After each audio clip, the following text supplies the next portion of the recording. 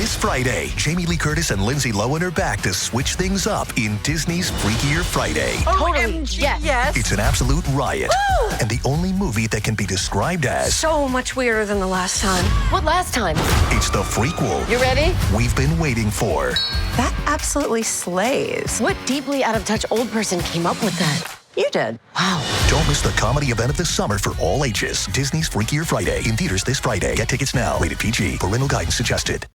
This episode is brought to you by the world's first reposado from Tequila Herradura. Made with slow-cooked, hand-harvested agave sealed into oak barrels and aged 11 months. Before being enjoyed in your glass. Experience the world's first reposado. Tequila Herradura. Please drink responsibly. Responsibility.org. Tequila Herradura. 40% alcohol by volume. Imported by Brown-Forman, Louisville, Kentucky. Herradura is a registered trademark. Copyright 2025 Brown-Forman Corporation. It's Wednesday Addams. I see you're trying to distract yourself from your own banal thoughts. Let me help. Here's a recording thing made of my latest root canal.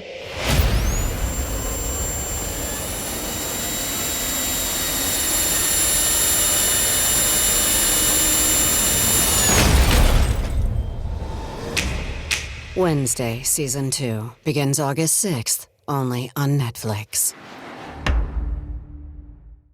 Hello, Criminal Mischief Nation. For this week's show, we have something special for you to enjoy. We're dropping episode 1 of the new season 3 of Branden's hit podcast, The Devil Within. In season 3, Branden transports us back in time to New York in the 1970s, when the Big Apple was near the brink of economic collapse, while at the same time the city is being terrorized by a faceless, all-too-human monster known only as the Son of Sam. A vicious killer whose reign of terror kept the city that never sleeps under siege for 13 months, until at long last, David Berkowitz was finally apprehended. Trust me, you can expect a lot of twists and turns in season 3 as Branden unpacks not only the Son of Sam's horrible deeds, but also his twisted motivations.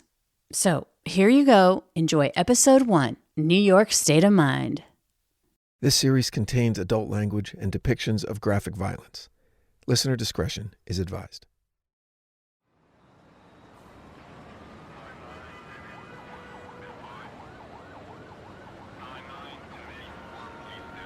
It comes down to reality, and it's fine with me because I've let it slide.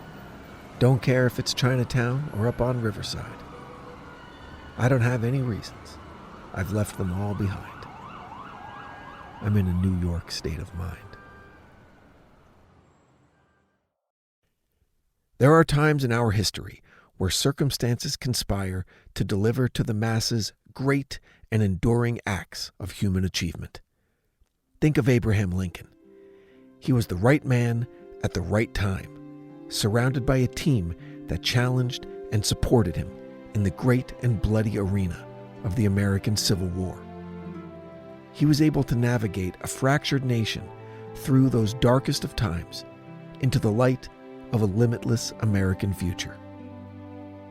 Or the great artist Michelangelo Buonarroti, a singular talent, a creative genius, tortured by his own religious convictions, yet supported by the never-ending patronage of the Church of Rome. His arena was nothing less than the Renaissance, and he stood at the leading edge of artistic immortality. The right person in the right environment has proven throughout history to be the secret sauce when it comes to human achievement. But there's an opposing side to that coin, a dark and sinister side that, while terrifying and grotesque, is no less true. A gruesome story leads off our newscast. Milwaukee police found body parts in a North Side apartment, and now they wonder if they've uncovered some kind of death factory. Consider Jeffrey Dahmer, the madman who tortured, murdered, and cannibalized 17 young men over a 13-year period beginning in 1978.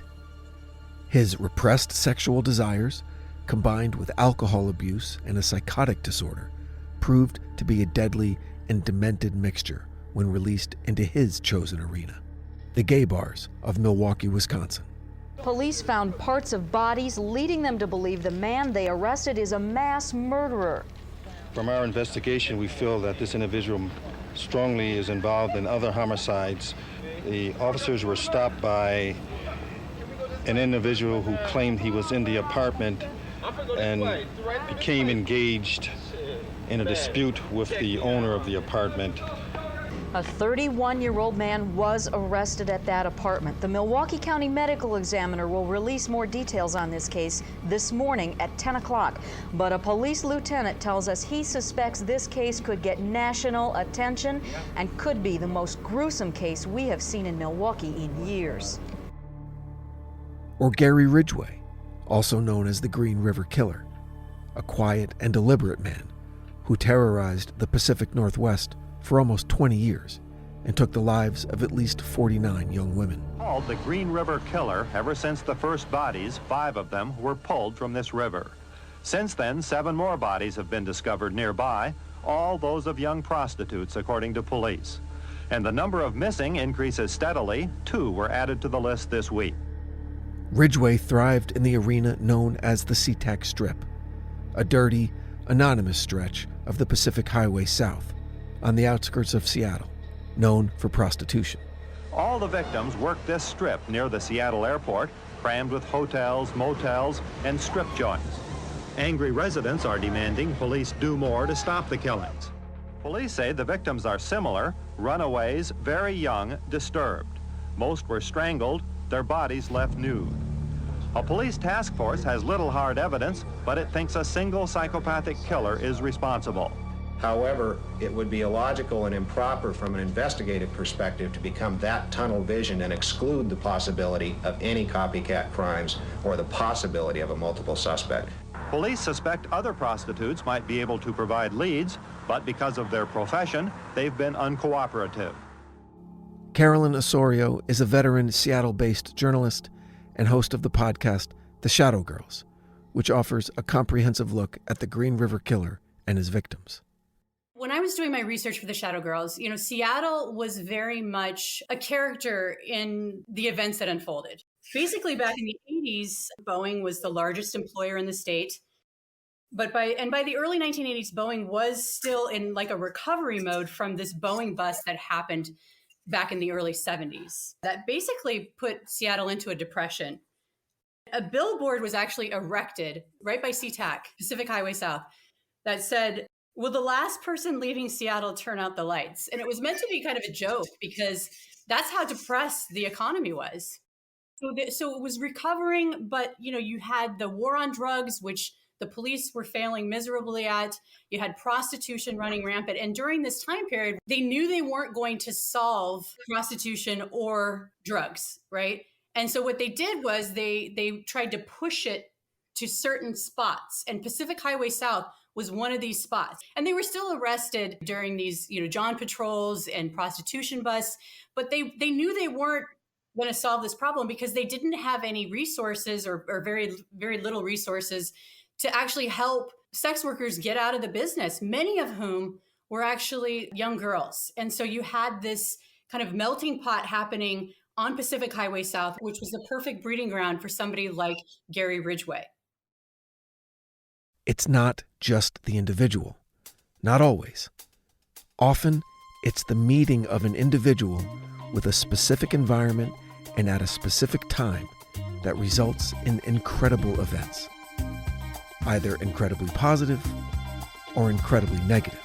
Police have been engaged in an intensive hunt for a man known as the .44 caliber killer, and there's widespread apprehension that his crime spree is not over. For this season of The Devil Within, rather than focusing on a single isolated event, we'll dive into a terrifying 13-month period in the mid-1970s. Killer has struck 5 more times. Most of the victims have been young women with shoulder-length dark brown hair who were gunned down as they sat in parked cars or walked the sidewalks of the Bronx and Queens.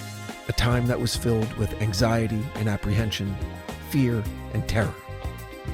A time when one man was able to bring the greatest city in the world to its knees. They're really scared, and I mean when they're scared, that's all they do is talk about the killer. I won't walk home anymore in the dark. A manhunt intensified. A young couple was shot and wounded while sitting in a parked car.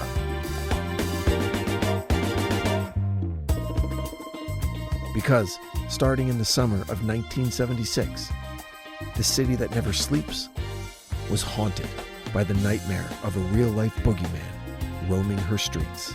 Police believe it was the work of the man called the .44 caliber killer. Police would not say they are any closer to finding the killer. If you're asking whether we have any indication of who he is or where he might be, the answer is no.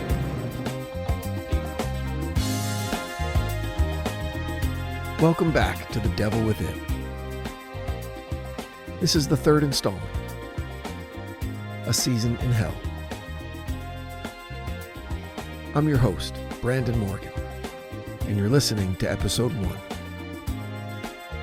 New York State of Mind.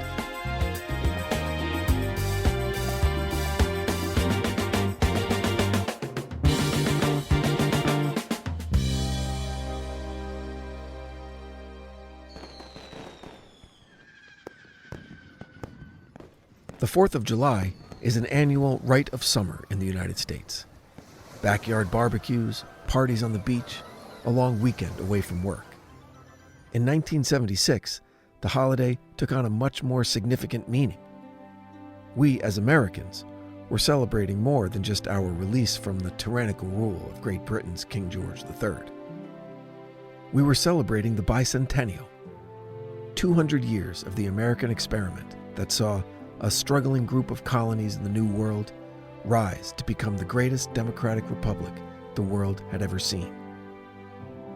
But despite the parties and the state-sponsored joy being experienced in nearly every American city, there was one man, disturbed and alone, who was fighting a different kind of war. Not for freedom from oppression or the right to self-govern. His was a battle for his very soul. A battle that he would lose. New York City was a very different place in the mid to late 1970s. Different, that is, to the New York City of today. But it didn't happen overnight. The decay that would seem ubiquitous by 1976 began more than 2 decades earlier. After World War II, New York City experienced a massive surge in global prominence. The United Nations chose Manhattan for its headquarters. Wall Street became the dominant financial center of the Western world. The great artists of the abstract expressionist movement made New York City their home. And from 1949 through 1953, the New York Yankees would win 5 consecutive World Series titles. But the troubles had already begun. If you looked closely, you would have been able to detect a slow but steady exodus of New Yorkers, leaving the city for the suburbs of Connecticut, New Jersey, New York State, and Pennsylvania. The resulting loss of tax revenue, abandoned housing complexes, and lack of available workforce proved to be a recipe for disaster, or at worst, dystopia. In June of 1953, as the Bronx Bombers were barreling toward another championship, across the city in Brooklyn, a child was born. A child named Richard David Falco. That name may not be familiar to you, and for good reason. His birth name belonged to a man who was not his father, a revelation that would propel this child into eventual infamy. It was his adopted name that would become synonymous the world over with evil. But more on that in a minute. By the mid-1960s, the city basically came to a standstill with a series of labor strikes.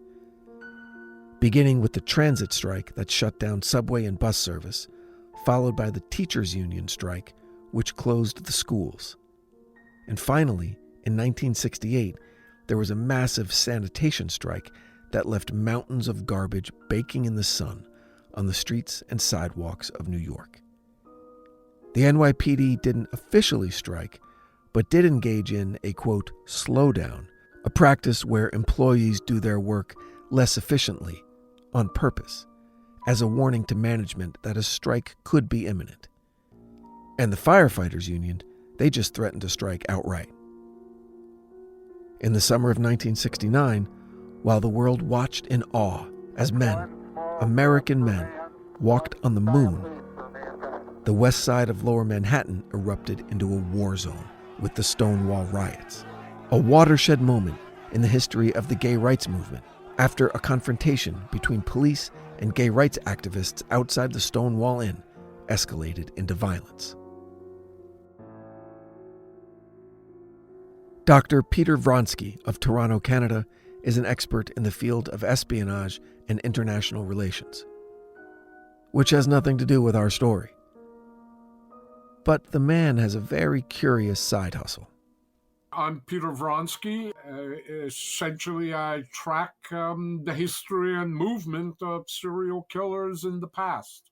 I'm not a profiler. I'm not an expert on serial killers, but I do have expertise, at least in their history. Mr. Vronsky was a young documentarian in New York City in the 1970s and witnessed a lot of this firsthand. You know, it's interesting because I was in New York in those years.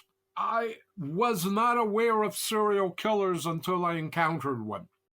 I'm in New York at that time shooting documentaries.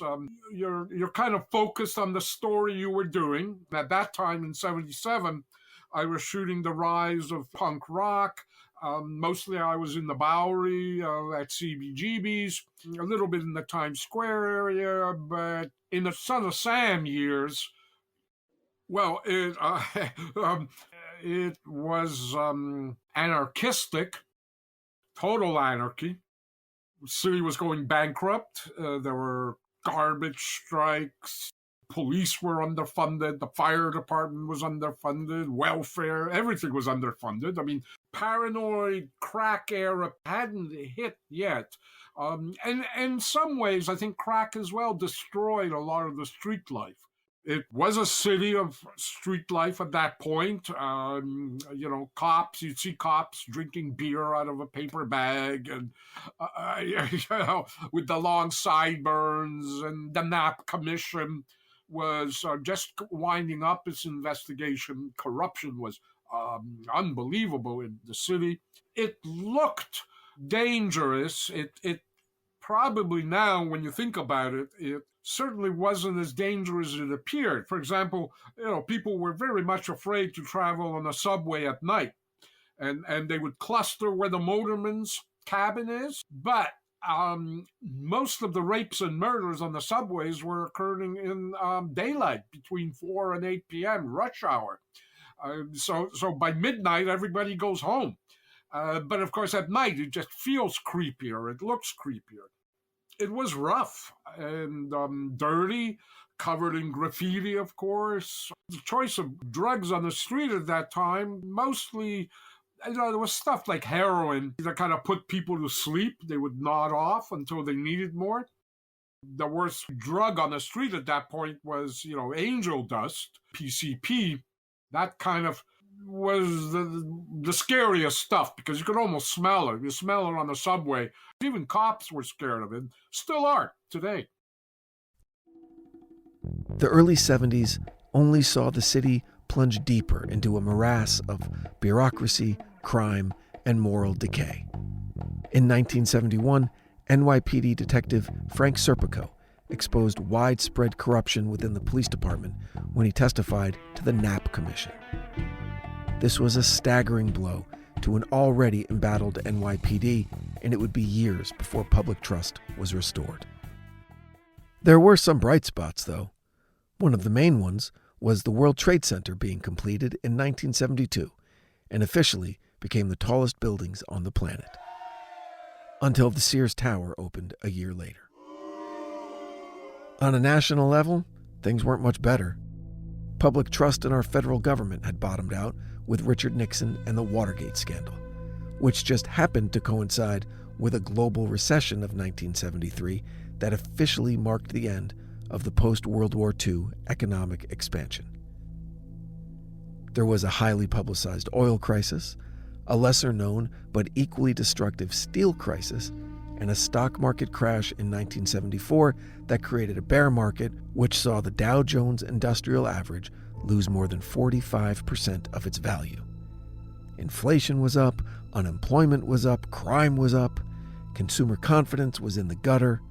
Nationally, Americans were seeing conditions unheard of since the Great Depression. To be fair, conditions were not on par with Depression-era levels, but it sure felt like it in New York. In January of 1974, Abraham Beame, the son of Polish immigrants, became the 104th mayor of New York City. Raised on the Lower East Side and a graduate of PS 160, Beame would receive an undergraduate degree in business and serve 2 terms as comptroller before becoming mayor. The honeymoon phase of his administration wouldn't last long, as he almost immediately faced a crippling financial crisis, the worst in the city's history, that made New York City declaring bankruptcy a very real possibility. The city was almost $500 million in debt, and Mayor Beame's cost-cutting measures of laying off city workers, freezing salaries, and budget reconfigurations barely made a dent. There was a single day, October 17, 1975, where Beame issued a statement that New York City didn't have the funds to maintain basic functions and implored the residents to take necessary steps to preserve their own well-being. This was New York City, and not all that long ago. The mayor of the largest city in America basically told its citizens, "Hey, we're broke. You're on your own. Do what you gotta do." Within a year, the bicentennial celebrations were underway, and President Ford was welcomed by the city he once rejected, but eventually delivered from financial ruin and worldwide embarrassment. More on that in a minute. Ford threw out the first pitch at Shea Stadium on July 4th and then watched the Mets beat the Cubs.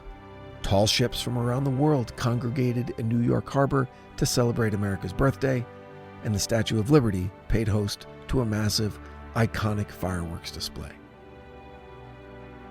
While a city struggling to remain solvent might seem a curious choice to host these celebrations, the decision was made to keep up appearances. The truth, though, was plain to see for anyone driving through the boroughs, and to the people who actually lived there, survival was their primary concern. It has been widely speculated that the years comprising the early to mid-1970s were among the most difficult that the city had ever experienced. This episode is brought to you by Nordstrom. Summer's almost out and fall's calling. Luckily, Nordstrom has everything you need for the season ahead, all under $100. Discover new arrivals from your favorite brands like Mango, Princess Polly, Wave, Free People, BDG, and more. Whether you're planning a last-minute getaway, heading back to class, or refreshing your office looks, you'll find the latest trends and beauty must-haves without breaking your budget. It's easy, too, with free shipping, free returns, and in-store order pickup. Shop today, in stores, and at Nordstrom.com. On WhatsApp, no one can see or hear your personal messages. Whether it's a voice call, message, or sending a password. To WhatsApp, it's all just this. So whether you're sharing the streaming password in the family chat or trading those late-night voice messages that could basically become a podcast, your personal messages stay between you, your friends, and your family. No one else. Not even us. WhatsApp. Message privately with everyone. Right now, at the Home Depot, you'll find storage solutions made to fit your needs. Grab an HDX Tough Tote to protect your tools. Or keep your sports equipment contained with reinforced snap-fit lids. Or stack up and make better use of your space with bins and totes built to last. Whatever you're storing, we've got the gear to keep it organized and protected at the Home Depot. How doers get more done. Parents of tweens, if you're familiar with far-off drop-offs... Dad, stop, right here. Or get DMs about what's for dinner, You may be experiencing tween milestones. For your son or daughter, these can start at age 9. HPV vaccination, a type of cancer prevention against certain HPV-related cancers, can start then too. For most, HPV clears on its own. But for those who don't clear the virus, it can cause certain cancers later in life. Embrace this phase. Help protect them in the next. Ask their doctor today about HPV vaccination. Brought to you by Merck. Human history is replete with instances of beauty born from struggle, of times of great darkness followed by an explosion of progress. Technologies developed for war that benefited people in times of peace. The Italian Renaissance blooming from the receding tide of the Black Death. For a specific type of person, there is opportunity in despair, and the possibility for creativity in the face of uncertainty. This attitude was clearly demonstrated in the Bronx, perhaps the hardest-hit borough of New York City in the mid-1970s. Okay, real quick. Before 1898, New York City consisted of, officially, only the island of Manhattan. The consolidation of 1898 brought in surrounding municipalities into a single government under a new city charter. These municipalities included Brooklyn, to the immediate south of Manhattan, Queens to the east, the Bronx to the north, and Staten Island to the southwest, hugging the New Jersey coastline. The Bronx is the only landlocked borough, representing the southern tip of mainland New York State, separated from Manhattan by the Harlem River. Brooklyn and Queens occupy the western tip of Long Island, and Staten Island sits alone in New York's Lower Bay. Disco music, with its origins in Philadelphia and New York, had been popular since the late 1960s and became the most popular music and dance genre in American subculture by the early 1970s. But its time in the zeitgeist would be short-lived. Disco, in retrospect, seems to serve as a bridge from jazz music to the emerging behemoth in American pop culture, hip-hop. The Bronx, in the mid-1970s, gave birth to the holy trinity of hip-hop music: Kool Herc, Afrika Bambaataa, and Grandmaster Flash. These groundbreaking artists would pave the way for the last truly American art form that, in a single generation, would redefine the cultural landscape and become a multi-billion-dollar-a-year industry. With beats inspired by the great jazz solos and lyrics that painted an honest picture of minority oppression, poverty, and defiance, while simultaneously celebrating African American culture. Hip-hop music struck a chord that spoke to the simmering anger and feelings of hopelessness shared by the residents of New York and the country as a whole. But not everyone took the same path as these talented young musical pioneers. Not everyone chose to use the widespread corruption, financial mismanagement, and decaying infrastructure as an inspiration to create art. At least one man chose a darker path. One man, living alone in an apartment just north of the city, succumbed to the whispering demons in his head and started planning a grisly crime spree that would take an already fractured city and break it over its knee.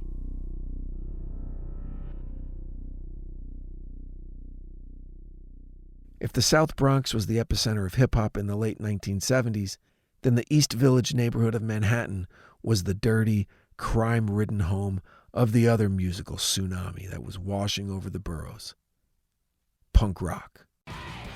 With bands like the Velvet Underground, the Sex Pistols, the Ramones, Patti Smith, punk rock was threatening to go mainstream.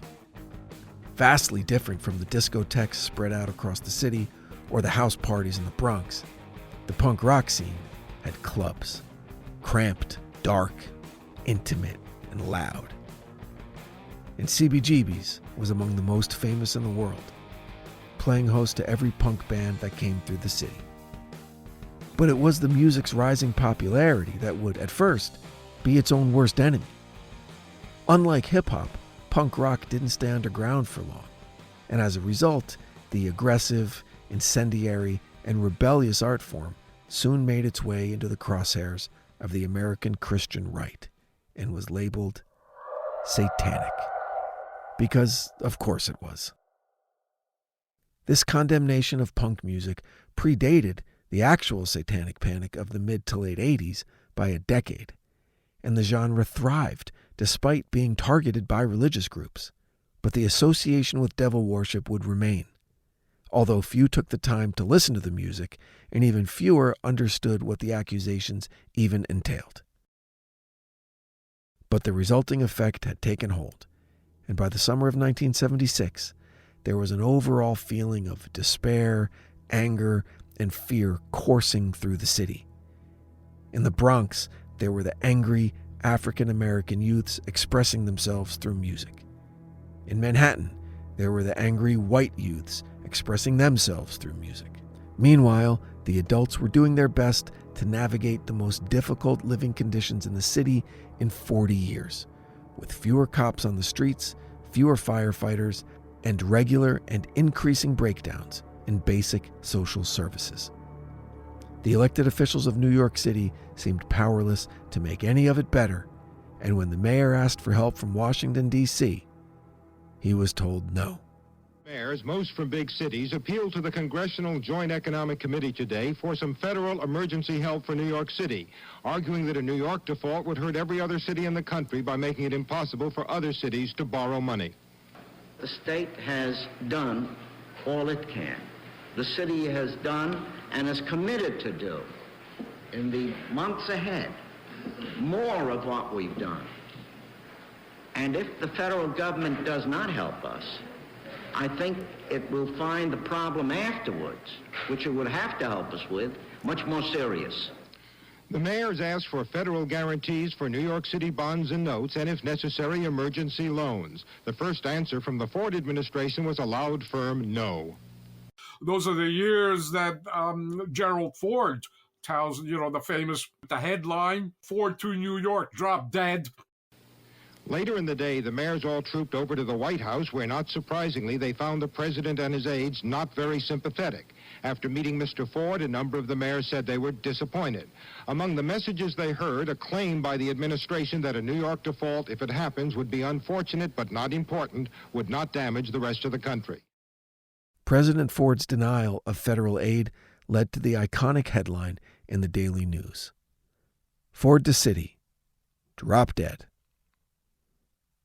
However, facing severe backlash for potentially allowing the nation's largest city to default, federal money was soon approved, and New York pulled back from the brink. It's historically interesting, and more than a little sad, to examine the decline of New York City in the 1970s anecdotally. It's something else to see it in raw census data. First, some basic numbers.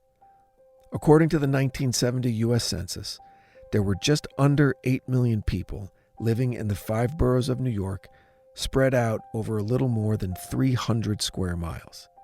Now, 300 square miles may sound like a lot, and it is, but with 8 million residents, it works out to about 30,000 people per square mile. By contrast, take the great state of Montana. Just over 1 million residents live in Montana's 147,000 square miles. That works out to 7 people per square mile. Again, New York City, 30,000 people per square mile. Montana, 7 people per square mile. Moving on. Another interesting fact that can be derived from the census data is that New York City is, in many ways, extra American. Most of the demographic numbers for the city are above the national average. New York City, with its proud immigration history, is much more of a melting pot than the rest of the country, including the largest Jewish population outside of Israel, the largest African American community of any city in the country. 25% of all Indian Americans live in New York, as well as 15% of all Korean Americans, along with the largest Puerto Rican and Italian populations in North America. Now, these are just high-level numbers, But it's obvious that the great American melting pot is headquartered in New York. The city is also 62% Catholic, compared to 44% of the rest of the country. It's also 22% Jewish, as opposed to 4% nationally, and 3.5% Muslim versus 1% nationally. But the real number that still has economists and historians studying the effects of is this. From 1970 to 1980, the population of New York City fell by more than 10%, from roughly 8 million to a little over 7 million. Bear in mind that there was still a steady flow of people moving into the city. But even with people moving in, the city still suffered a net loss of 1 million residents. Also of note, while the population was plummeting, the overall diversity of New York City was skyrocketing. In that same decade, spanning 1970 to 1980, the white population decreased by 15%, while the black and Hispanic populations rose by 25%, and the Asian population more than tripled.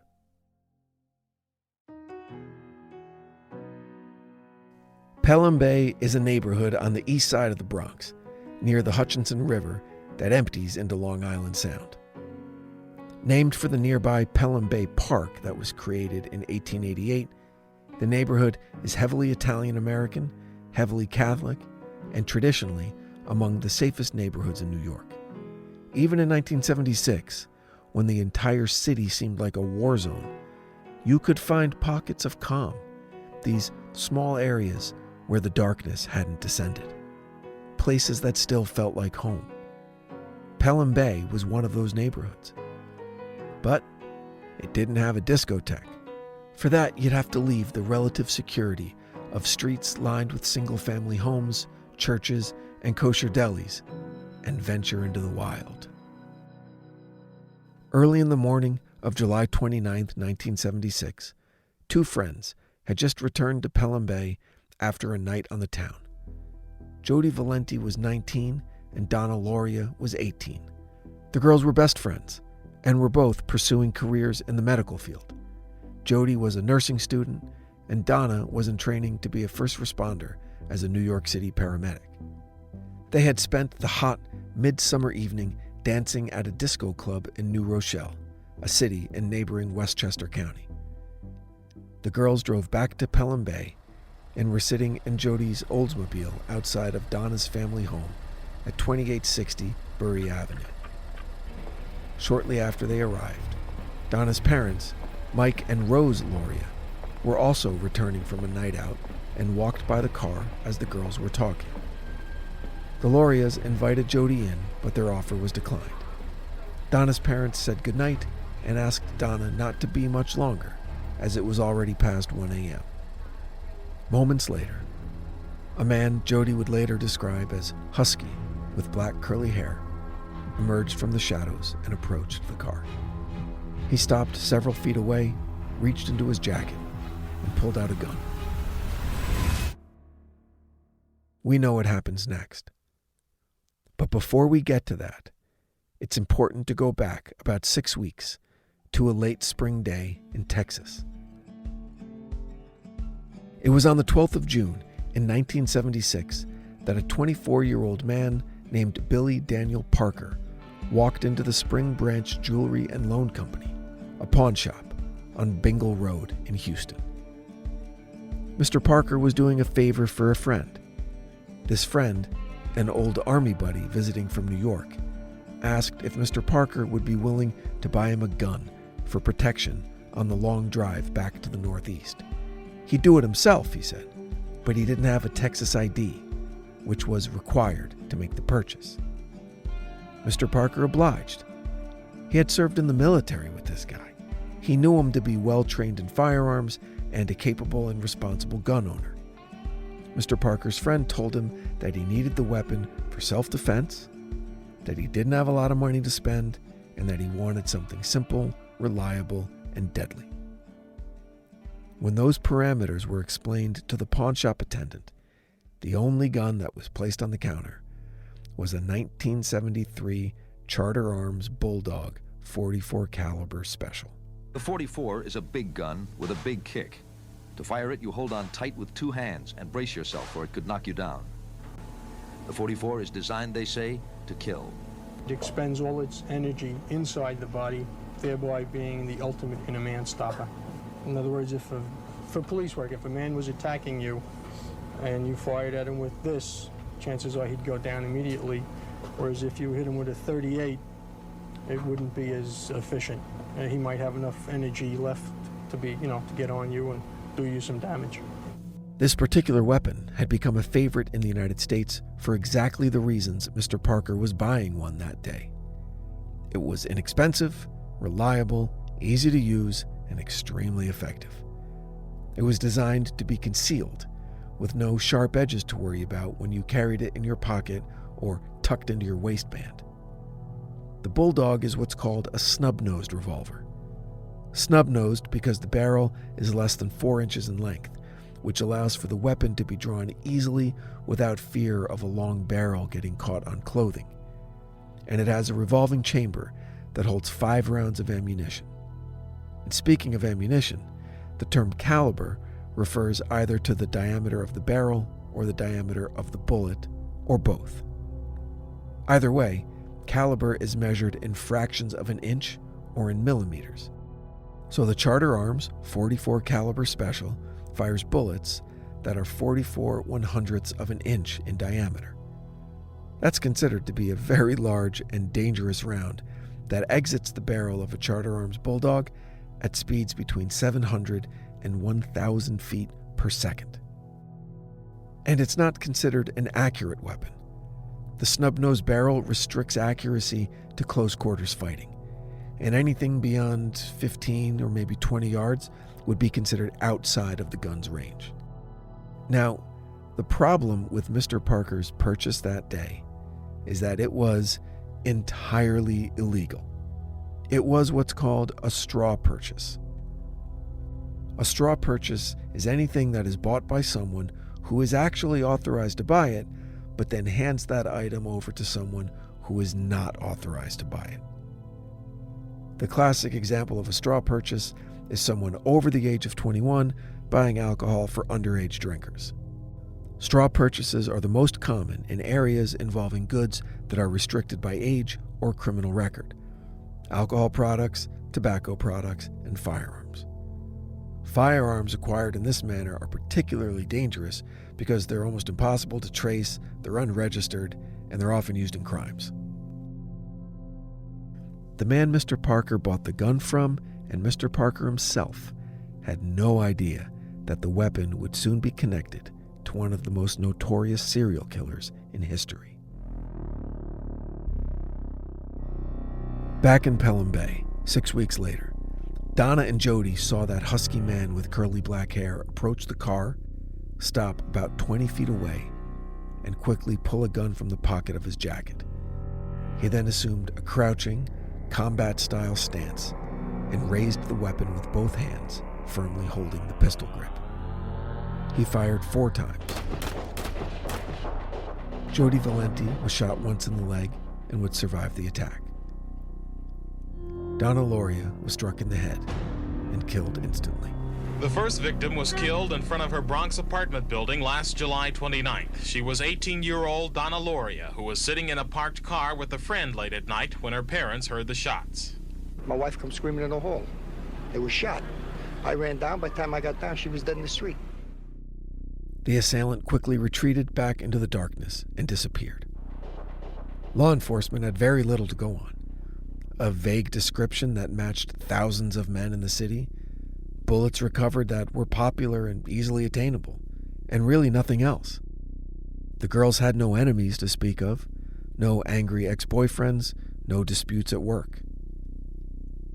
Given the extreme nature of how terrible living conditions had become in the greater New York area, the police were obliged to chalk up this tragedy to a random act of violence. One of many that an unsuspecting public had to deal with every day across the 5 boroughs. But law enforcement would eventually discover that this was the worst type of attack. It was meticulously planned, while at the same time, completely random. The killer had a purpose and an unflinching will to carry out orders from an authority that only he understood. That night, that muggy July night in New York, the murderer drove home north on the Hutchinson River Parkway with his windows down. It was only 12 miles from where he lived, a lonely apartment in Yonkers overlooking the Hudson River. He could make it in about 20 minutes. He had begun it. He had obeyed and met the demands of his master for now. He wondered what would be asked of him next, and if he had the strength to once again answer the call. Over the next 4 months, as the NYPD began to make connections in a series of attacks, the press would alert the citizens of New York to be aware of a lunatic roaming the streets and dubbed him the .44 caliber killer. But long before that nickname would come to be synonymous with fear and violence, on this night in July of 1976, as the killer returned home, successful in the evening's hunt, he, and he alone, knew his true identity. He was the Son of Sam. On the next episode of The Devil Within, A Season in Hell, who was this madman targeting young women across the city? Where did he come from? And what in his life could possibly have turned him into the monster that he became? That's next time on The Devil Within.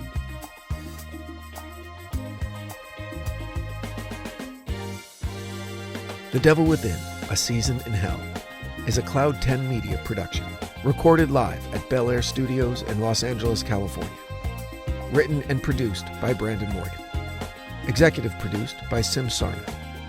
Our post-production supervisor is Bruce Whitkin, who also provided original music for this episode. For The Devil Within, I'm your host, Brandon Morgan.